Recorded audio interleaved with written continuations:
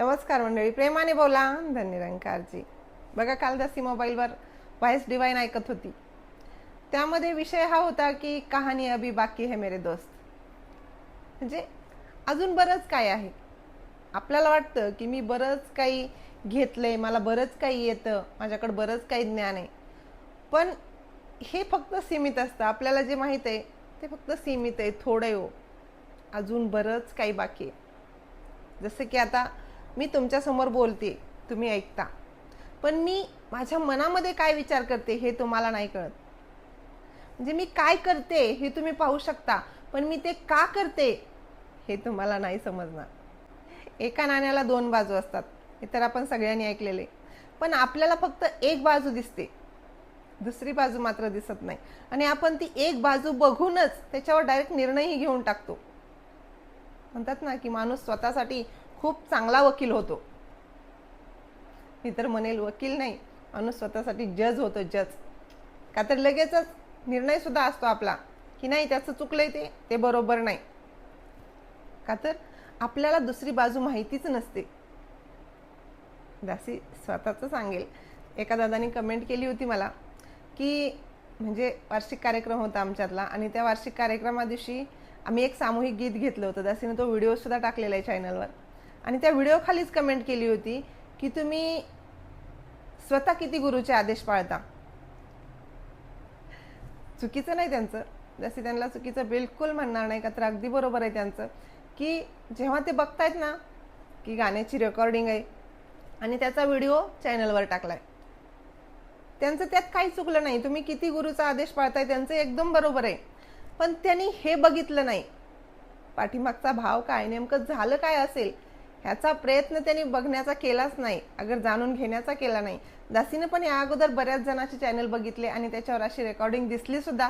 दासीनं पण त्यांना म्हणली की दासी पण त्यांना सांगितलं. दासीनं काय सांगितलं, दासी त्यांना म्हणली की अहो, सत्संगमध्ये, चालू सत्संगमध्ये रेकॉर्डिंग नसते करायची.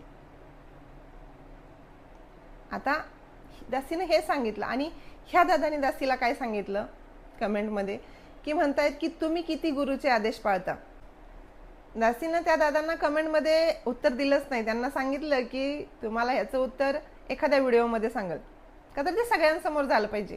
का तर ती कमेंट, त्या दादांनी पाठवलेली कमेंट सुद्धा सगळेजणांनी, कदाचित काही जणांनी तरी वाचलीच असेल. त्यामुळे दासी थोडक्या शब्दामध्ये उत्तर नव्हती देऊ इच्छित, का तर पूर्ण समजून यायला पाहिजे. का तर माणूस स्वतःसाठी खूप सुंदर वकील होतो, खूप सुंदर समजावून सांगण्याचा प्रयत्न असतो स्वतःच्या चुकाबद्दल. पण ज्यावेळेस दुसऱ्याची चूक असते ना, त्यावेळेस माणूस समजून काय, त्याचं ऐकून घ्यायला तयार नसतो. आता तुम्ही हा व्हिडिओ बघताय, तुम्ही मला डायरेक्ट बोलू शकत नाही, काय ऐकून तर घ्यावंच लागेल. त्याच्यासाठी जे काही दासीचे भाव आहेत ते तुमच्यासमोर मांडण्याचा प्रयत्न आहे दासीचा. ठीक आहे, दासीकडून चूक झाली, कोणती चूक झाली समजून घ्या, अगोदर ऐकून घ्या व्यवस्थित. दासीकडून चूक एक झाली की दासीनं तो व्हिडिओ चॅनलवर टाकला. का तर दासीनं रेकॉर्डिंग केली नव्हती. दासीनं स्वतः रेकॉर्डिंग केली नाही, अगर स्वतःच्या मोबाईलहूनही केली नाही, अगर दुसऱ्याला करा म्हणूनही सांगितलं नाही. ती रेकॉर्डिंग आपोआप आमच्या सत्संगमधल्या एका बहिणजीनं मनानेच केली.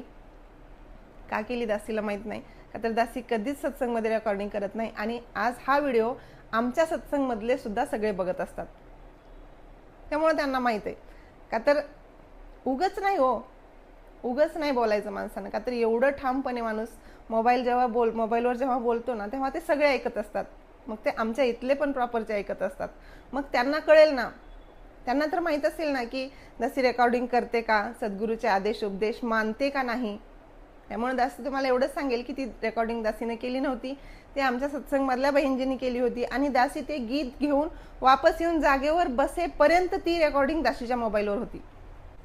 तसं आमचं गीतही सुंदर झालं नव्हतं, ताला सुरात आलं नव्हतं, तरी सुद्धा एक आमच्या वार्षिक कार्यक्रमामधलं गीत दासीच्या मोबाईलवर पहिल्यांदा आलंय म्हणून दासीनं ते चॅनलवर टाकण्याचा प्रयत्न केला. आणि ही दासीची मोठी चूक झाली असं तुम्हाला वाटत असेल तर माफ करा.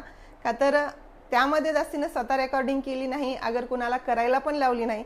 आता ज्यांनी कोणी केली त्यांना दासी काही नाही बोलू शकत, का तर आपले आपले भाव असतात.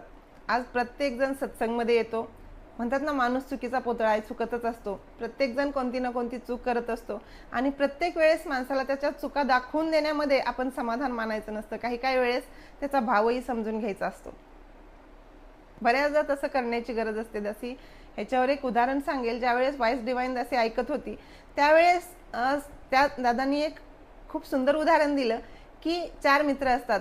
त्यातल्या एका मित्राला पैशाची अतिशय गरज असते. त्याला काही का असताना कारण, पण एवढी गरज असते की त्याला 10,000 रुपये पाहिजे असतात.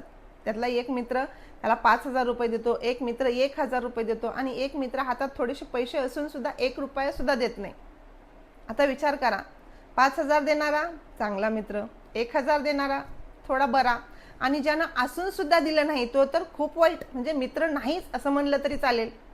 पण खरी परिस्थिती बघायला गेल्यावर काय की ज्या मित्रानं 5,000 रुपये दिले होते ना, तो मित्र एवढा श्रीमंत होता की तो 10,000 सुद्धा सरळ देऊ शकत होता, पण त्यानं ते केलं नाही. त्यानं फक्त 5,000 रुपये दिले. ज्याने 1,000 रुपये दिले ना, त्याची परिस्थिती नसताना त्यानं 1,000 रुपये दिले. आणि ज्यानं हातामध्ये काही पैसे असून दिले नाहीत ना, त्याच्या आईचं ऑपरेशन होतं आणि तोच ह्या मित्रांकडे पैशाची मागणी करण्यासाठी आलेला होता की मला काहीतरी मदत करा. मग तो स्वतः जवळचे पैसे कसे देणार? तर त्यालाच अजून पैशाची गरज आहे. दासीला सांगायचं एवढंच, दिसतं तसं नसतं म्हणूनच जग फसतं ही म्हण सुद्धा कुठंतरी लागू पडते. फक्त आपलेच विचार बरोबर आहेत हे कधीतरी थोडं बाजूला ठेवायचं असतं. दुसऱ्याचा भाव सुद्धा समजून घेण्याचा प्रयत्न करायचा असतो. पण बऱ्याचदा काही जणांच्या छोट्या छोट्या चुकावर सुद्धा पांघरून घालायचं असतं. आणि जसं की आपल्याला राजमाताजी म्हणल्यात की एखाद्याची चूक आपल्याला एकांतात सांगायची असते आणि एखाद्याचं कौतुक आपल्याला 4 चौघात मोठ्या आवाजात सांगायचं असतं. पण आपल्याकडून कदाचित उलटं होतंय आणि सद्गुरूला हेच अपेक्षित नाही. दासीला आठवतं एकदा विवेक शोकजींनी सुंदर उदाहरण सांगितलं होतं की कधी कधी ज्ञान सुद्धा दुःखाचं कारण होऊ शकतं. आता आपल्याला वाटेल ज्ञान दुःखाचं कारण कसं काय? अहो, एखाद्याला ढोलकीचं ज्ञान आहे आणि समोरून चुकीच्या पद्धतीने ढोलकी वाजते, ह्याचं मन एकाग्र होत नाही. ते गीत काय आहे ह्याच्याकडे लक्ष लागत नाही. ती ढोलकी चुकीची वाजते का तर मला माहित आहे, मला ज्ञान आहे त्या गोष्टीचं, पण ती चुकीची वाजते. प्रत्येक वेळेस माझं लक्ष त्या चुकीच्या ढोलकीकडे जातं. ते समोरून येलेलं सुंदर गीत ऐकण्यात मात्र मी कधीच मग्न होत नाही. माझं लक्ष चुकीच्या ढोलकीकडे जाते, म्हणजे इथं कुठंतरी ज्ञान आडवं येते. एके ठिकाणी बाबाजी म्हणतायत की मन तो साधो एक है कितने रंग बदलता है. मन माझं एकच आहे, पण किती रंग बदलतंय. कधी राम होतंय तर कधी रावण होतंय.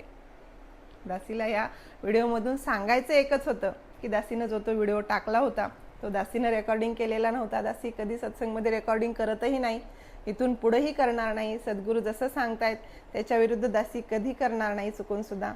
आणि ते होऊ नये यासाठीही तुमच्याकडे आशीर्वाद मागेल. आणि दासीनं तो व्हिडिओ चॅनलवर टाकून काही चूक केली असेल तरी तुम्ही सगळ्यांनी उदार अंतकरणातून क्षमा असावी. दासीचे व्हिडिओ जर तुम्हाला आवडत असतील तर आपल्या इतर सत्संगी बांधवांसोबत सुद्धा शेअर करायला विसरत जाऊ नका. व्हिडिओला लाईक करा, हाईप करा आणि कमेंटमध्ये व्हिडिओ आवडला का नाही हे सुद्धा सांगायला विसरू नका. प्रेमाने बोला. धन्यरंकार.